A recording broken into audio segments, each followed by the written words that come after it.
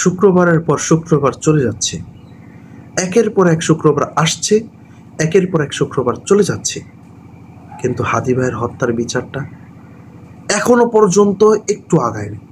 বিচারের দাবিতে আবদুল্লাহ জাবের ভাইরা যমুনার সামনে বসেছে। তাদেরকে পুলিশ যায় বলে আপনাদেরকে 7টা পর্যন্ত সময় দেওয়া হলো, আপনারা এখান থেকে চলে যাবেন। কত বড় দুঃসাহস জানো বাচ্চাগুলা! এখনো পর্যন্ত বিচারের কোনো খবর নেই, বিপ্লবীদের হত্যার বিচার নাই, অথচ হত্যার বিচার দাবি করতে গেলে তাদেরকে ওখান থেকে সরে যেতে বলে। তাদের পানি বন্ধ করে দেওয়া হয়েছে, ওখানে পানি ঢুকতে দেয়নি, খাবার প্রবেশ করতে দেয়নি। মানে কোন দেশের মধ্যে আছে বলেন? জীবনের কোনো দাম আছে? আরে আমার নির্বাচন দিয়ে কি করব যদি আমার হাদি ভাইয়ের হত্যার বিচার না হয়?